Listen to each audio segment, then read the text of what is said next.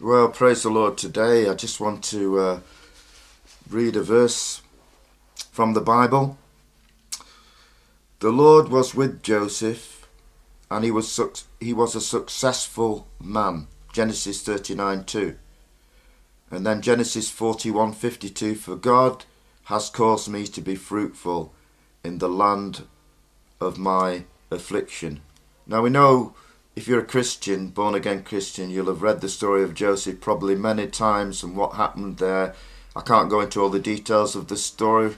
There's so many different views of that story, but what happened in the end, his brothers, because of the situation, sold him into slavery, and Joseph went into slavery. And I'm sure, when Joseph was in the land of Egypt, initially, he must have sunk into an all-time low of despair and depression because, he couldn't see his father. He probably wondered whether he would ever see them again. The vision that he'd given of him being head and shoulders above all the rest of his family probably faded at that time, but we know with visions that they do fade at times. When God gives a vision, it can fade away and disappear, but then it comes back with greater force later on. And so he would have sunk right down into that pit of despair because he was human like us. But he would have prayed to God because, he'd been taught to trust in the Lord.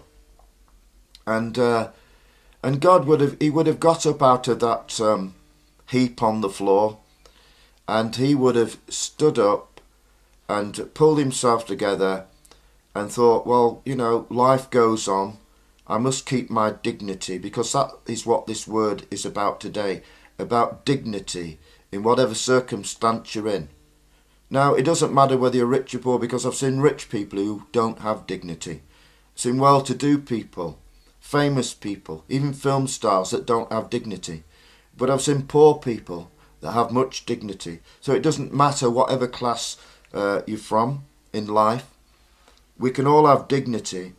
And, it's the born-again Christian this message is for, because we can only understand it from God's point of view, how God says we can all have dignity. And so, I remember a while ago I was watching a program on telly, a documentary in Africa, and these war-torn areas, and this woman, she was displaced, and she had ended up in a refugee camp, and they're interviewing her. You wouldn't have believed it, the poverty, the run-down tents and the situation there, and she'd been there for years and there was nowhere for her to go, and she had, obviously come to her senses after, the shock of it all, and thought, well, I've got to make a life here. And this woman had dignity. She looked after herself. Obviously, personal hygiene. She was nicely dressed in the typical African garments they wear, coloured and beautiful.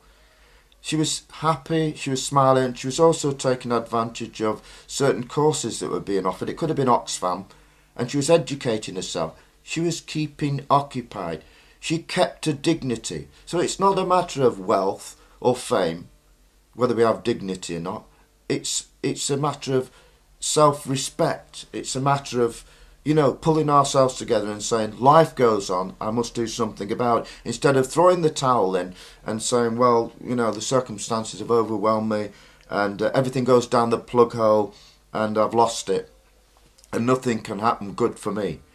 Dignity speaks about a positive attitude. And we can't lose it.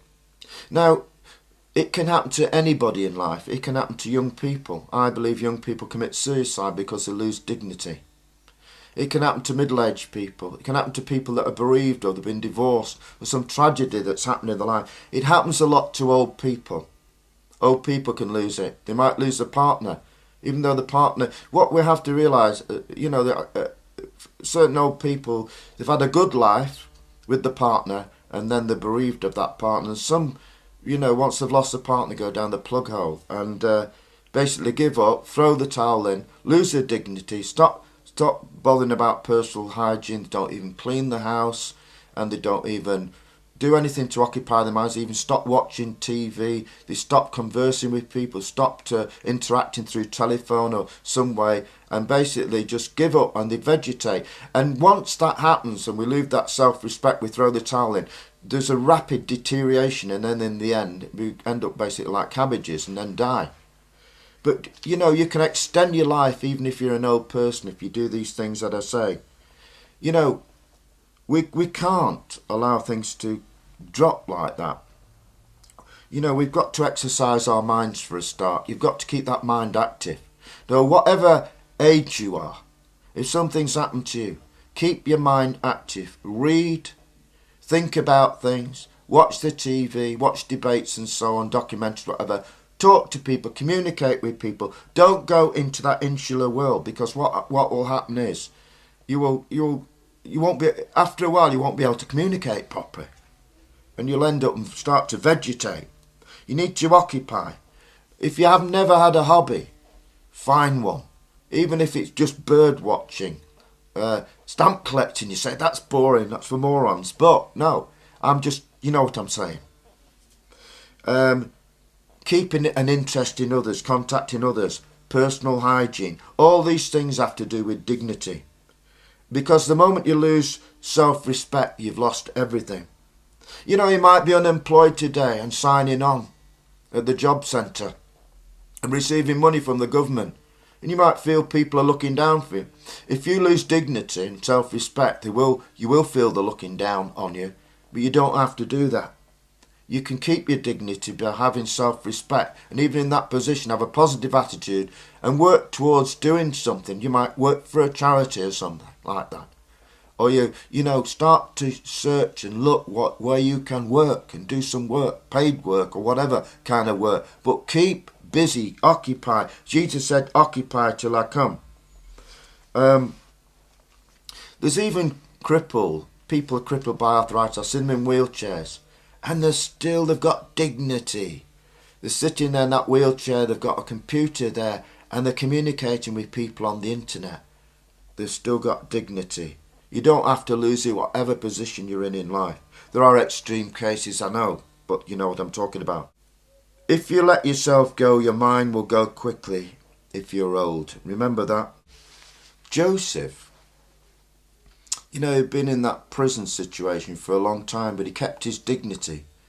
But when he started to interpret those dreams and visions, then Pharaoh called him. He quickly got changed and dressed in this fine clothing. But you know what he took with him from that prison cell? His dignity. And he didn't have to start learning about dignity when he was in that high position, second only to Pharaoh over the whole land of Egypt. Because he was ready, he'd retained his dignity. Don't forget this. It's a very important thing, because you never know which way your life may go. You can help others with this message.